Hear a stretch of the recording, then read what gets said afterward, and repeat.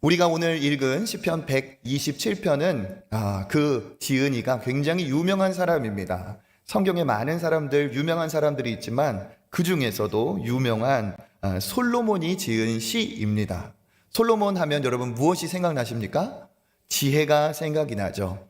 하나님께서 기뻐하시는 그 지혜를 구하여서 하나님은 솔로몬에게 지혜도 주시고 지혜만 주신 것이 아니라 구하지 않은 부귀와 영화 모든 권세를 솔로몬에게 주셨습니다. 그러니까 인간의 역사상 가장 많은 하나님의 복을 받은 사람 하면 솔로몬을 우리가 들 수가 있습니다. 그러니까 그의 인생을 이렇게 볼 때 참 부러운 인생이고 복된 인생이라고 말할 수 있죠.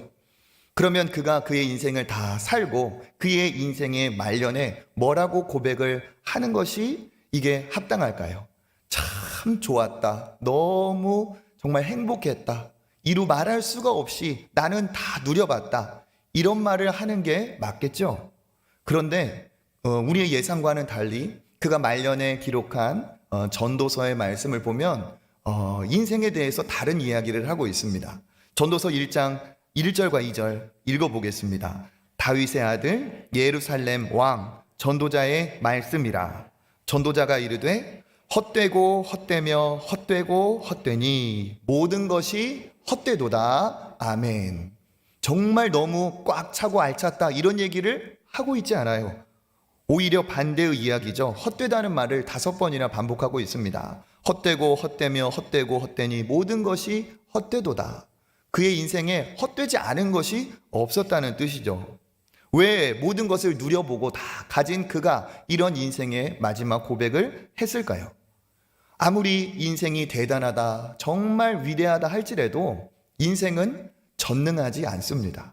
우리는 절대로 전능한 모든 것을 다 할 수 있는 존재가 아니기 때문에 그렇습니다. 우리는 유한한 존재죠. 인간은 한계가 있습니다. 그러니까 우리가 누리지 못한 그 모든 것을 그가 갖고 취한 것 같지만 그 역시도 그의 인생은 유한하고 한계가 있었다는 거죠. 정말 열심히 대단한 것을 누려본 것 같지만 그 역시도 해결할 수 없는 것들이 참 많았다는 겁니다. 돈으로도 명예로도 대단한 것을 다 얻은 것 같지만 그것이 유한하고 한계가 있었다는 거예요. 다 때가 되니까 내가 놓고 가야 되는 겁니다. 아무리 높은 곳에 올랐다 할지라도 때가 되니까 내려와야 했다는 거죠. 높은 곳에 올라갈수록 내려오고 나면 더 허무한 겁니다. 많은 것을 가졌다 하지만 결국 다 놓고 가야 되는 자기 인생을 자기가 깨달았을 때는 더욱 허무한 것입니다. 많은 것을 가질수록 높은 곳에 오를수록 그 마지막에 인생의 허무는 더 크게 다가오는 법이죠. 우리가 열심히 성실히 사는 것도 중요하겠지만 이 세상에는 내가 노력한 것, 내가 가진 것 이상의 영역이 분명히 존재한다는 사실입니다. 노력한다고 열심히 산다고 해서 다 되는 게 아니라는 거죠. 수많은 변수와 내가 아무리 손을 뻗어도 손이 닿지 않는 영역이 존재한다는 사실입니다. 우리가 몇 년 전에 겪었던 그 코로나의 상황도 그렇지 않습니까?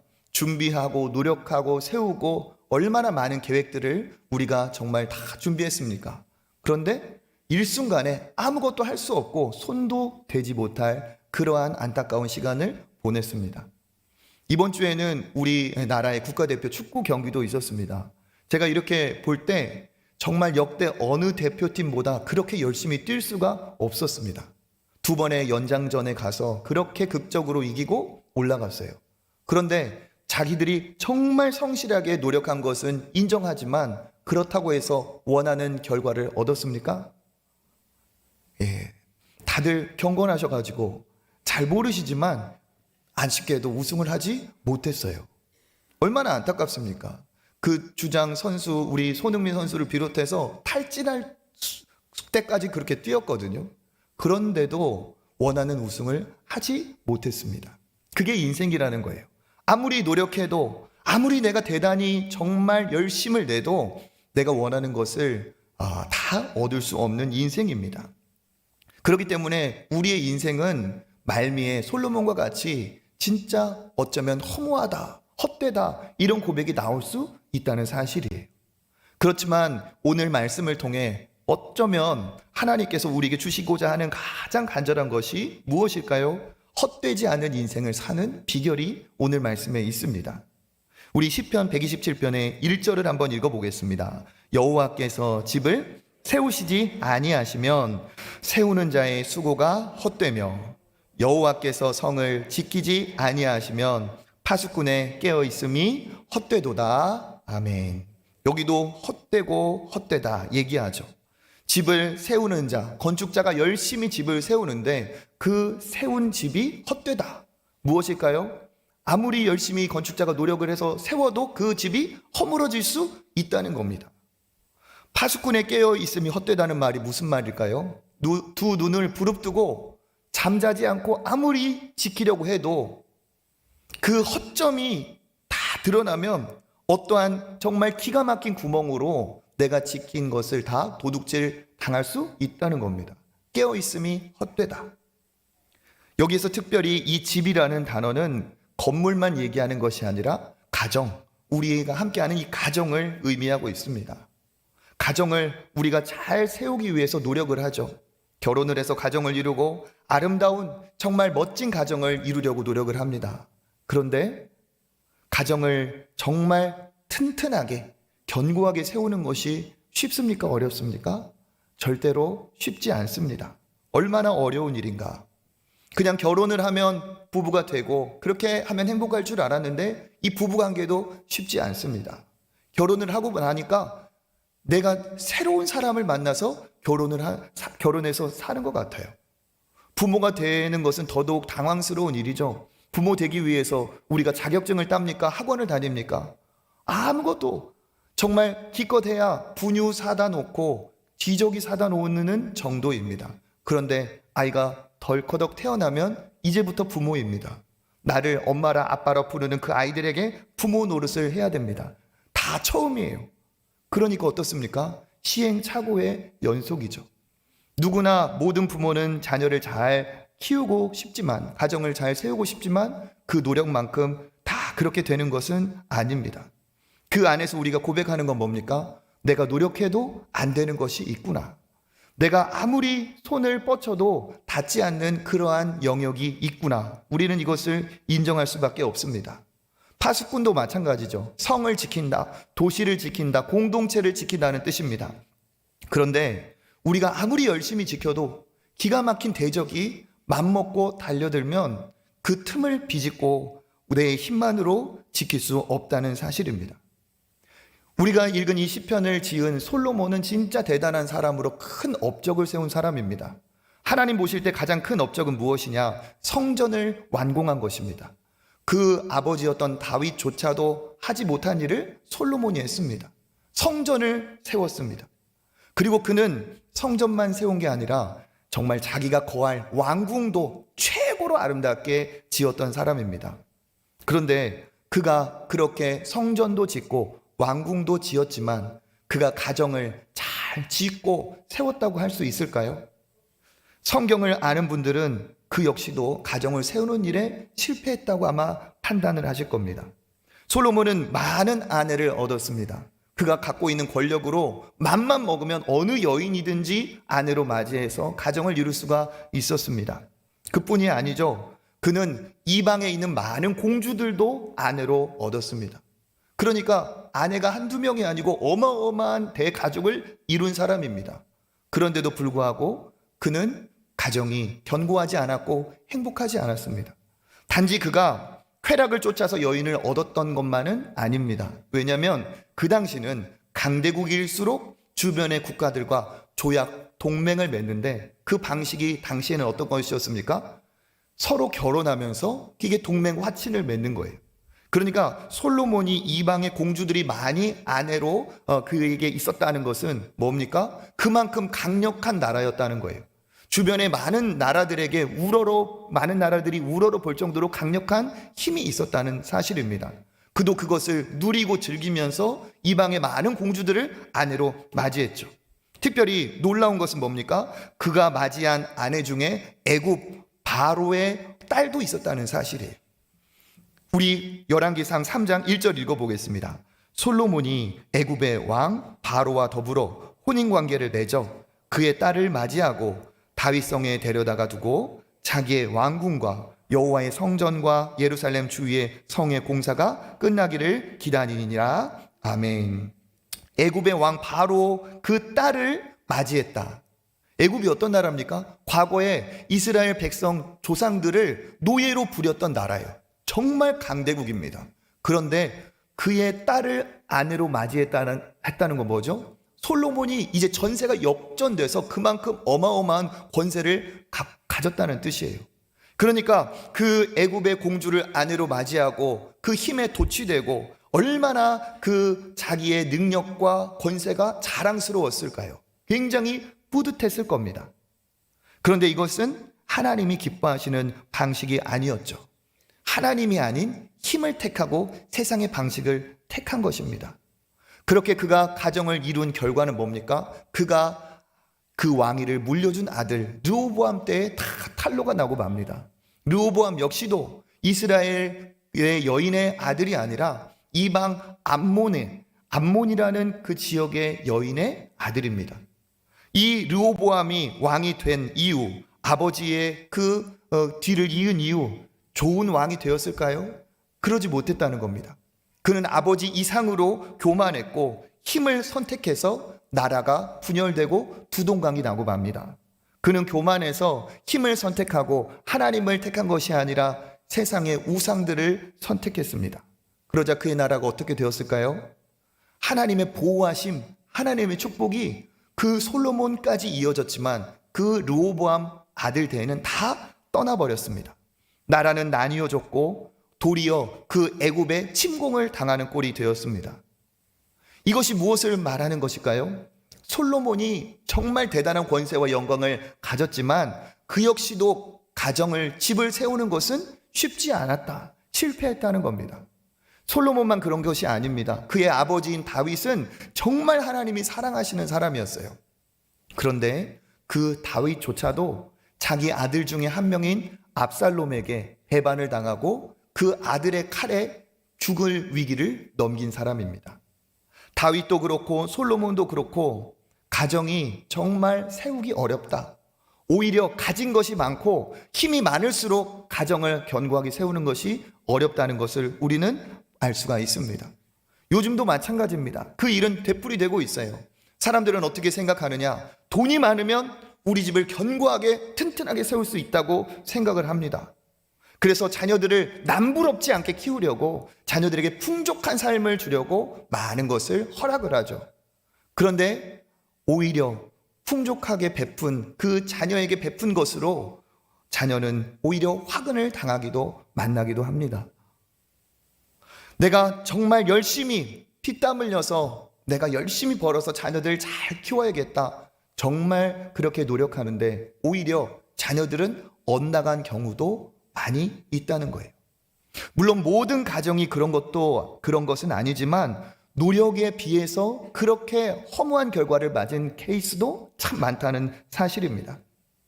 돈으로 절대로 가정을 세울 수가 없습니다. 지식으로 가정을 세울까요? 잘 교육시키면 될까요? 그것도 부족하고 그것도 한계가 있어요.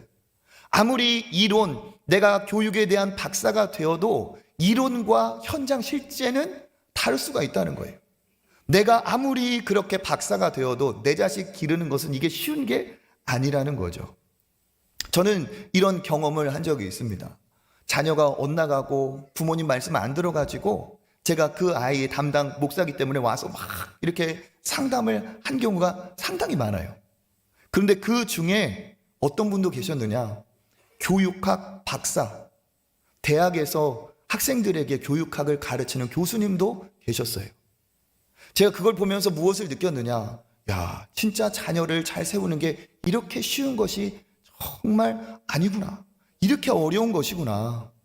나 역시도 진짜 교만하지 말아야겠다. 자녀를 위해 참 기도해야겠다. 그런 생각을 하게 되었습니다. 지식으로도 돈으로도 가정을 튼튼하게 세우는 것이 이게 되지 않는다는 거예요. 가정은 각기 다른 상황이 정말 제각기의 상황이죠. 부부 관계가 다르고 자녀가 다르고 양가의 부모님의 상황이 다릅니다. 그러니까 이것은 노력한다고 해서 될 수 있는 영역이 아니라는 거죠. 내 힘으로 아무리 노력해도 불가한 영역이 분명히 있다는 사실입니다. 변수가 너무 많습니다. 열심히 벌어도 자식이 안 될 수 있고, 자식이 잘 되어도 뜻하지 않은 사고를 만날 수 있고, 사고가 없다 할지라도 갑자기 건강이 무너질 수도 있고, 나는 건강하다 할지라도 내 주변에 누구에게 또 안타까운 일이 벌어질 수가 있다는 사실입니다.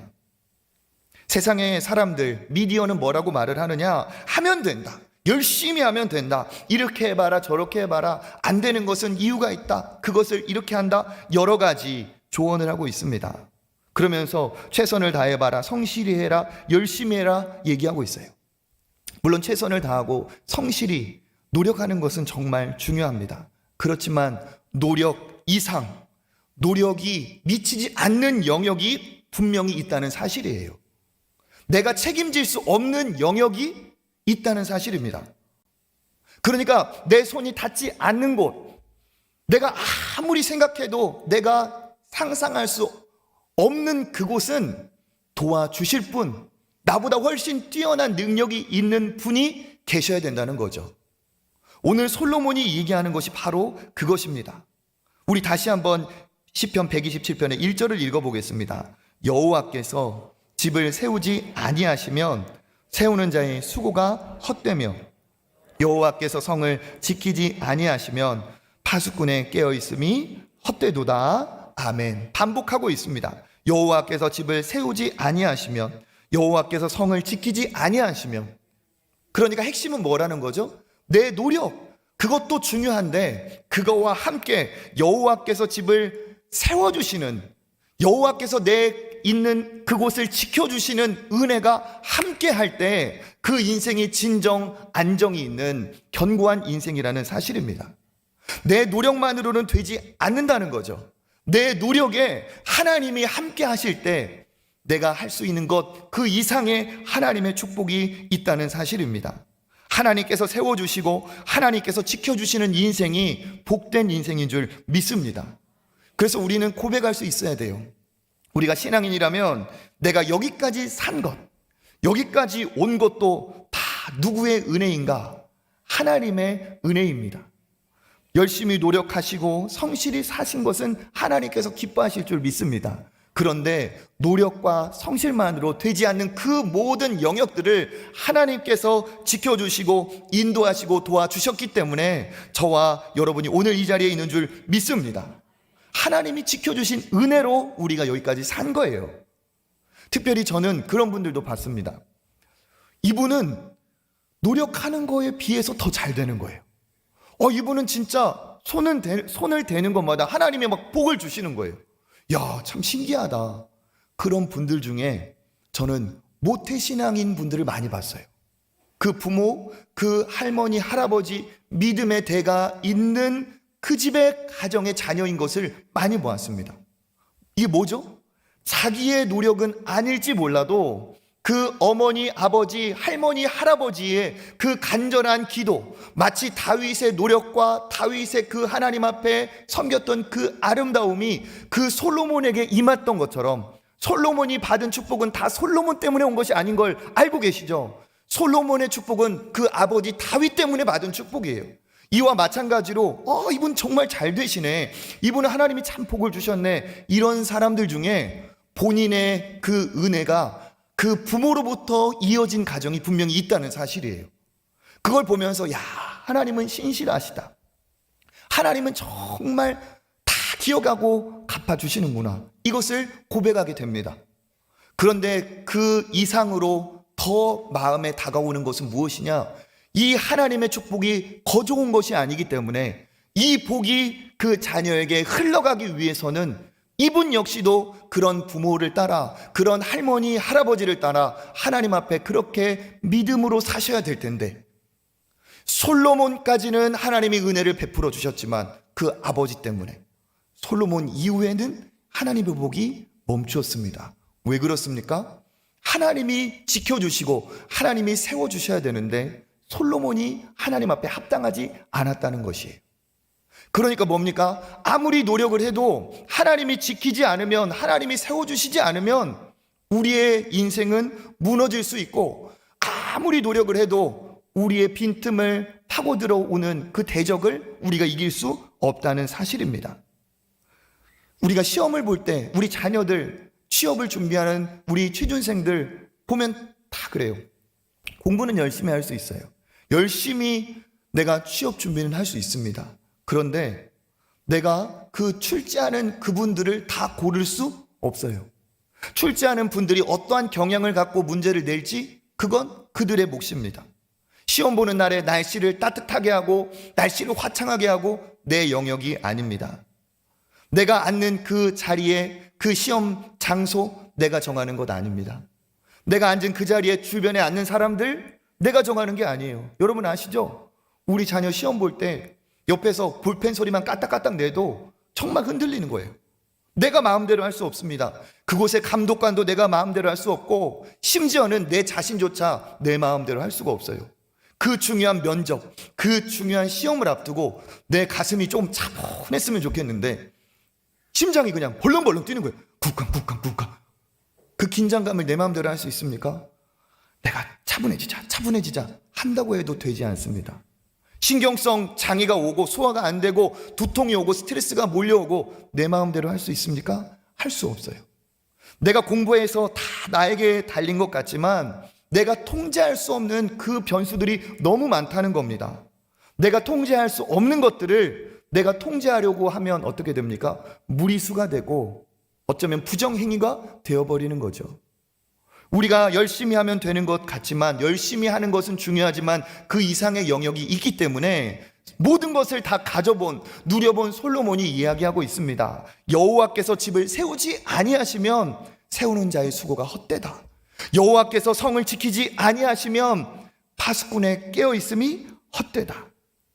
그러니까 방법은 뭡니까? 우리 다음 절 한번 읽어보겠습니다. 2절입니다. 너희가 일찍이 일어나고 늦게 누우며 수고의 떡을 먹음이 헛되도다. 그러므로 여호와께서 그의 사랑하시는 자에게는 잠을 주시는도다. 아멘. 한 번 더 강조하고 있죠. 일찍이 일어나고 늦게 눕는다. 무슨 말일까요? 새벽부터 일해서 밤까지 그렇게 분주하게 열심히 산다는 거예요. 그렇게 수고의 떡을 먹음도 어떻게 된다는 겁니까? 헛되다는 겁니다. 여호와께서 지켜주지 않으면 그렇다는 거예요.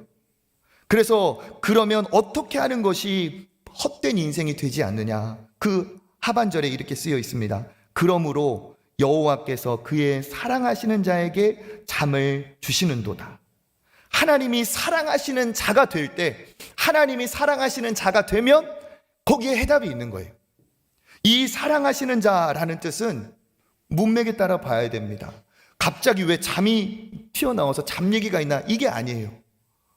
지금도 눈꺼풀이 무거우신 분들은 하나님이 다 사랑하시기 때문에 그래요. 사랑하시는 자에게 하나님이 잠을 주신대요. 그런데 이게 갑자기 나온 얘기가 아닙니다. 하나님이 사랑하시는 자라는 뜻은 뭡니까? 여호와께서 세우시지 않으면 지금 그 얘기를 했잖아요. 그러니까 뭡니까? 하나님이 사랑하시는 자는 여호와께서 세워주심을 인정하는 자가 되는 것이고, 하나님이 사랑하시지 않는 자는 뭡니까? 내가 내 맘대로 내 뜻대로 내가 하면 된다는 사람들이. 그러니까 하나님이 사랑하시지 않는 자는 뭡니까? 내가 하나님을 인정하지 않고 하나님께 요청하지 않고 내 노력, 내 힘으로 세울 수 있다, 그거면 충분하다 하는 자입니다. 그런데 그는 어떻다고요? 잠이 없어요. 잠잘 수가 없습니다. 왜 그렇습니까? 자기의 인생을 자기가 주도해야 되기 때문에, 다 내가 책임져야 되기 때문에 고되고 불안하고 전전긍긍할 수밖에 없는 거죠. 없을 때는 부족하니까 이게 가난한 마음에 잘 수가 없는 거예요. 조금 생기면 뭡니까? 남들과 비교하느라고 잠을 못 자요. 그리고 내가 원하는 것이 생기면 어떻게 합니까? 그것을 누가 가져갈세라, 이거를 어떻게 하면 더 크게 불릴까? 그렇게 불안함에 평안함이 없습니다. 이게 내 인생을 내가 주도하고 내가 주인된 인생의 모습이에요. 이런 사람에게는 평안이 없고 이런 사람에게는 잠이 없습니다. 반대로 여호와께서 사랑하시는 자는 누구일까요? 내가 열심히 성실히 노력해서 내 가정을 세우지만, 내 일터를 세우지만, 내가 열심히 지켜보지만 결국은 누가 도와주셔야 된다? 하나님이 도와주셔야 된다. 여호와께서 내 가정을 세워주시고 여호와께서 내 일터를, 내 지경을 지켜주셔야 된다는 것을 믿는 사람이 어떤 사람이에요? 하나님께 맡기는 사람이죠. 자기의 인생에 하나님을 초대한 사람이에요. 하나님이 주인 되심을 인정하는 사람입니다. 그건 어떤 사람이에요? 하나님께 맡긴 사람이죠. 맡기면 내 책임이 아닙니다. 맡기면 누구 책임이에요? 이제 하나님 책임인 거예요. 하나님은 전능의 하나님이시고 나를 사랑하시는 하나님이고 하나님께 맡긴 것이 이게 진짜 안전한 것이라는 것을 믿는 사람. 그렇게 믿는 사람은 어떨까요? 마음에 그 믿음이 평안함이 됩니다. 마음에 평안함이 있습니까? 그러면 그가 눈을 감을 때 어떻게 되는 거예요? 하나님께 맡겼기 때문에 하나님이 잠을 주시는 거죠. 없을 때도 잠을 잘 수 있습니다. 왜? 하나님이 주인 되셔서 내가 없지만 하나님이 하나님 제일 좋을 때 채워주실 것을 믿기 때문에 없어도 단잠을 잘 수가 있습니다. 가진 것이 있어도 내가 다 지킬 수 없다는 것을 알기 때문에 하나님께 맡기고 하나님이 지켜주실 것을 믿고 믿음으로 잘 수가 있습니다. 그러니까 맡긴 사람은 그에게 평안함이 있고 잠이 있는 거죠. 그러니까 뭡니까? 하나님이 사랑하시는 자에게는 잠을 주시는도다. 평안을 주시는도다. 안식을 주시는도다. 이것을 실제로 체험하고 그의 삶에서 깨닫는 거예요. 그러면서 어떻게 됩니까? 헛되지 않은 인생, 하나님이 기뻐하시는 복된 인생이 되는 겁니다. 그래서 하나님을 의지하고 하나님을 의뢰하는 사람의 공통적인 특징이 있습니다. 뭐냐? 마음의 평안함이 있어요. 마음의 평안함이. 감옥에서 베드로가 어떻게 했느냐? 사슬에 묶여서 고생하면서 정말 뜬 눈으로 세웠다? 이러지 않습니다. 우리 사도행전 12장 6절 읽어보겠습니다. 헤롯이 잡아내려고 하는 그 전날 밤에 베드로가 두 군인 틈에서 두 쇠사슬에 매여 누워 자는데 파수꾼들이 문 밖에서 옥을 지키더니 아멘. 헤롯이 그를 잡아내려고 하는 그 전날, 이건 뭐예요? 죽기 전날이라는 거예요. 실제로 자기 동역자인 야고보 사도가 순교당한 지 얼마 되지 않아서 베드로가 옥에 잡혔어요. 그 잡힌 상황이 어떻게 되었습니까? 두 군인 틈에서 두 쇠사슬에 매여, 여기까지 딱 보면 이 사람이 잘 수 있어요, 없어요? 잘 수 없는 상황이라는 거예요. 그런데 어떻습니까? 매여서 누워 자는데 파수꾼들이 옥을 지키고 있습니다. 이게 정상적인 상황이 아니라는 거예요. 뭡니까? 하나님이 사랑하시는 자는, 하나님께 맡긴 자는 모든 상황과 여건을 떠나 하나님께 맡겼기 때문에 하나님이 주신 특별한, 세상의 모든 것으로도 누리지 못하고 경험하지 못한 특별한 안식, 그 평안함, 그 잠이 있다는 사실입니다. 베드로의 마음이 어땠을까요? 내가 하나님의 뜻이 있으면 풀려날 것이고, 하나님의 뜻이 오늘 나의 사명이 여기까지라고 한다면 내가 천국에서 눈을 뜨리라. 그의 믿음이 바로 여기 있었던 거죠. 모든 것을 하나님 앞에 일임했기 때문에 그는 평안할 수 있었고 그의 삶은 잠이 있었습니다. 예수님은 더더욱 그러셨죠. 큰 광풍 중에서도 예수님은 안식을 하셨어요. 우리 마가복음 4장 37절 38절 읽어보겠습니다. 큰 광풍이 일어나며 물결이 배에 부딪혀 들어와 배에 가득하게 되었더라. 예수께서는 고물에서 베개를 베고 주무시더니 제자들이 깨우며 이르되 선생님이여 우리가 죽게 된 것을 돌보지 아니하시나이까 하니 아멘. 그 제자들은 죽게 되었다 얘기하는데 예수님은 어떻게 하셨어요? 배 뒤편에 고이 안식을 숙면을 취하셨어요. 왜 그렇습니까? 예수님은 모든 것을 다 주님께, 아버지께 맡기신 분이에요. 그렇기 때문에 그는 어떠한 상황 중에서도 하나님께 맡겼기 때문에 어떠한 광풍이 일어난다 할지라도 마음의 평안함과 잠을 잘 수 있는 은혜가 있었죠.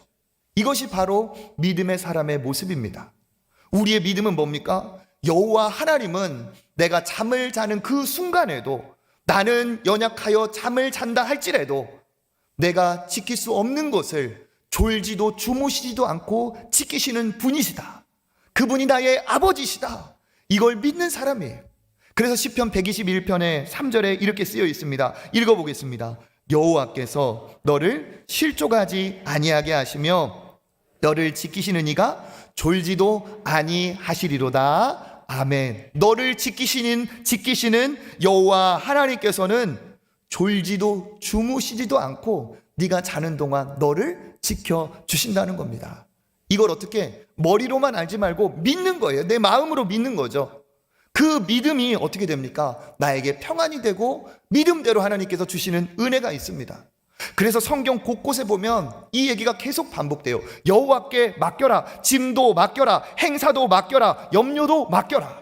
시편 55편의 22절 읽어보겠습니다. 내 짐을 여호와께 맡기라. 그가 너를 붙드시고 의인의 요동함을 영원히 허락하지 아니하시리로다. 네 짐을 네가 짊어지고 살지 말고 너의 짐을 여호와께 맡겨라. 잠언 16장 3절 읽어보겠습니다. 너의 행사를 여호와께 맡기라. 그리하면 내가 경영하는 것이 이루어지리라. 아멘. 너가 행하는 모든 것을 맡겨라. 그러면 이루어진다. 너는 이룰 능력이 없지만 하나님께 맡기면 이루어진다는 거예요. 베드로 사도는 베드로전서 5장 7절에 이렇게 얘기합니다. 읽어보겠습니다. 너희 염려를 다 주께 맡기라. 이는 그가 너를 돌보심이라. 아멘. 너를 돌보시는 이가 있으니까 염려하지 말고 너의 염려거리까지도 그 염려까지도 여호와께 맡기라는 거예요. 이게 바로 믿음의 사람, 헛되지 않는 삶을 사는 사람의 모습입니다. 나를 지키시는 이가 존재하고 계시고 그에게 맡기면 그가 지켜주시고 그가 감당케 하실 것을 믿고 그렇게 맡기는 거죠. 그러면 그에게 평안함이 은혜가 됩니다. 그래서 헛되지 않은 인생, 아무리 노력한다고 해서 아무리 성공한다고 해서 되는 게 아닙니다. 하나님이 지켜주시는 인생이 진짜 복된 인생인 줄 믿습니다. 그러려면 어떻게 해야 되느냐? 중요한 것이면 맡겨야 돼요. 중요한 것일수록 맡겨야 됩니다. 집을 세운다는 게 무슨 뜻일까요? 내가 집을 잘 세운다, 내가 벽돌을 잘 쌓는다, 그런 의미가 아니라 내가 가정을 잘 세운다는 것은 나로 인해 내 자녀들이 잘 세워진다는 뜻이죠. 내가 잘 서고 내 자녀들이 그렇게 튼튼하게 설 때 우리 가정이 견고하고 튼튼하게 서는 것이겠죠. 그러니까 뭡니까? 중요한 것이면 맡겨야 되듯이 우리 가정을 주님 앞에 맡기고 특별히 자녀들을 주님께 맡기시길 바라겠습니다. 왜 맡겨야 되느냐? 내 힘으로 된다면 감당해 보는 거죠. 그런데 자녀들이 내 마음대로 되십니까? 안 되십니까? 안 돼요. 그러니까 맡기라는 거예요. 또 한 가지 뭐냐? 자녀의 소유권이 내 것이 아니기 때문에 그렇습니다. 그 다음 절 보세요. 127편의 3절 읽어보겠습니다. 보라, 자식들은 여호와의 기업이요 태의 열매는 그의 상급이로다. 아멘. 자식들은 누구의 기업이라고요? 여호와의 기업. 이 기업이라는 것은 삶의 터전이고 유산을 얘기하는 겁니다. 하나님이 주신 제일 좋은 선물이라는 뜻이에요. 그러니까 자식들은 나에게 맡기신 거지 내 소유권이 거기에 있는 게 아니라는 거예요. 자녀는 하나님의 것입니다. 나는 맡은 거예요. 내 소유가 아니고 하나님의 선물로 주께서 나에게 물려주셨어요. 내 것이 아닙니다. 그러면 어떻게 해야 되는 거예요? 내 마음대로 할 수가 없고 하려고 해서도 안 되는 겁니다. 그 존재의 소중함을 인정해주고 내 것처럼 그렇게 좌지우지하는 게 아니라 그 자녀를 인격적으로 존중해주고 여겨줄 때 그 자녀가 든든하게 서간다는 겁니다. 세상의 방법, 세상의 방식대로 이 세상에서 살아남는 방식, 경쟁에서 이기는 기술만 습득시켜서 자녀의 인생이 안전하지 않습니다. 오히려 악한 세상에 더 많은 유혹에 더 많은 정말 어려움을 당할 수가 있습니다. 그러면 어떻게 될까요? 열심히 키웠지만 노력했지만 인생이 허무한 것이죠. 요즘 양육, 하나님을 모르는 사람들의 그 상황은 뭡니까? 양육이라기보다는 사육에 가까워요.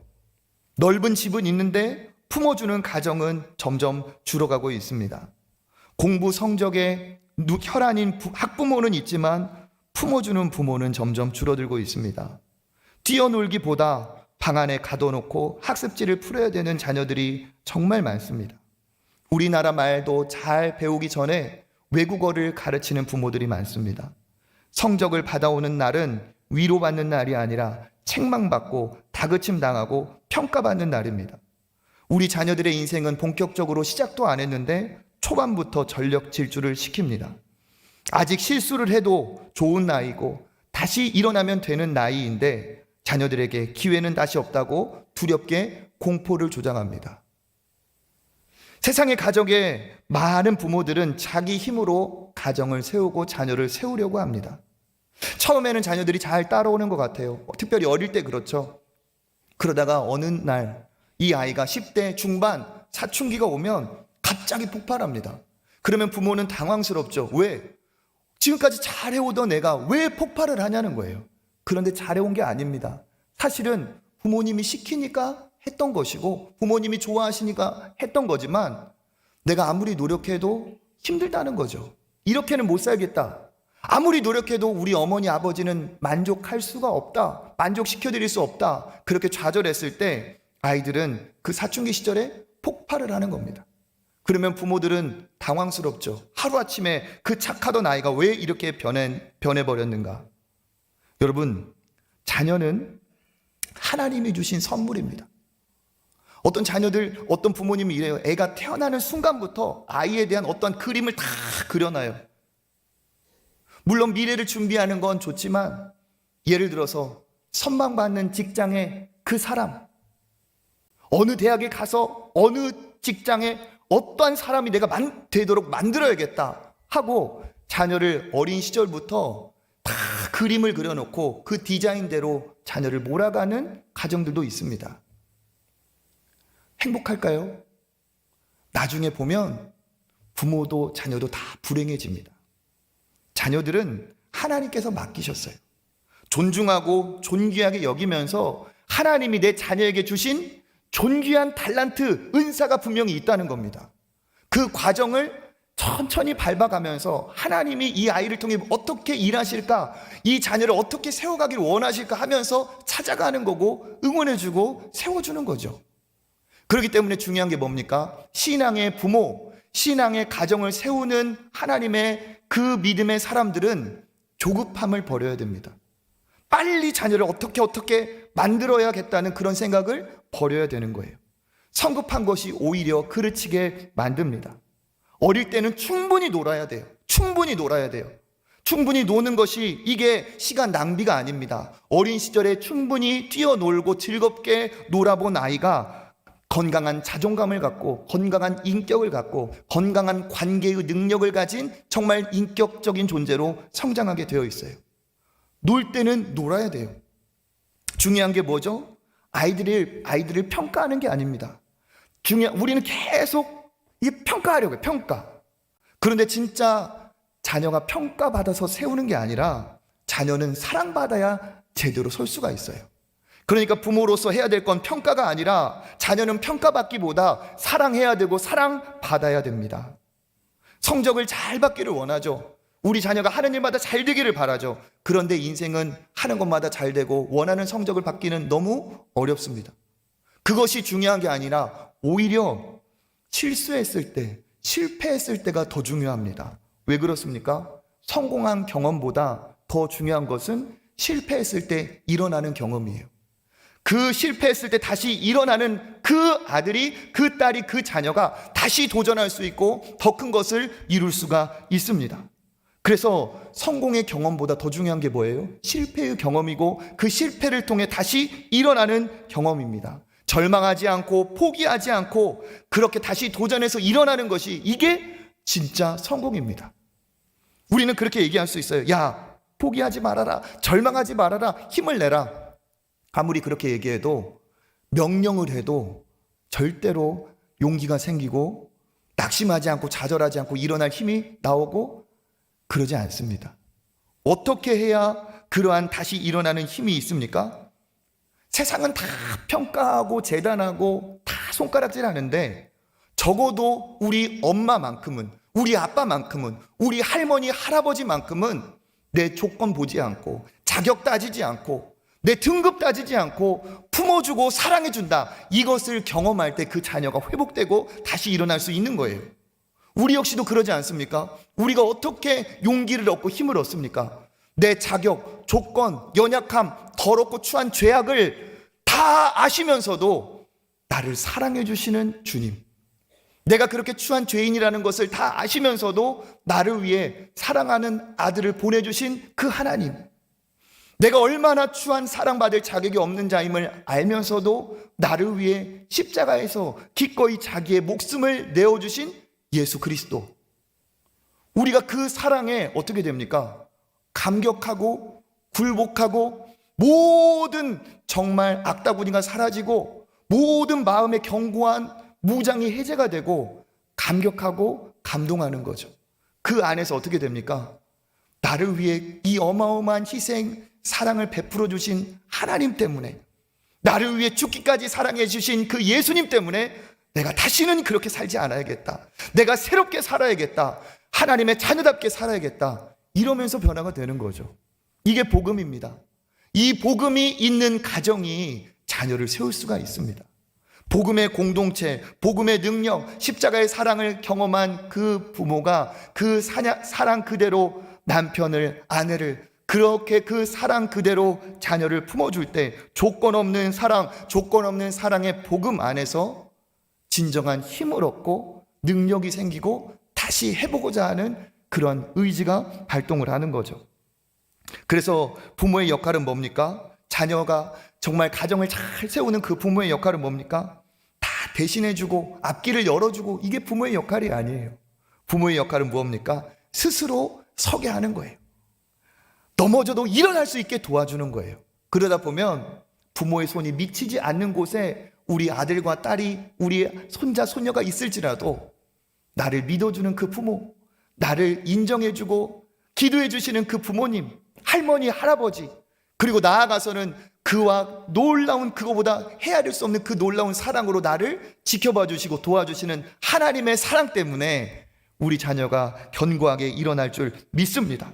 하나님께 맡긴 사람은 조바심이 없습니다. 하나님께서 인도해 주실 것이기 때문에, 하나님이 맘만 먹으면 다른 사람 10년 할 것도 1년 만에 해결하여 주실 줄 믿습니다. 우리 자녀의 입으로 이 말만 나와도 성공이에요. 엄마, 아빠, 진짜 하나님 계시더군요. 하나님 있다는 걸 이제 제가 알겠어요. 할머니, 할아버지 얘기, 엄마, 아빠 얘기로 그렇게 듣던 하나님을 진짜 내가 살아계시다는 걸 내가 이제는 믿겠어요.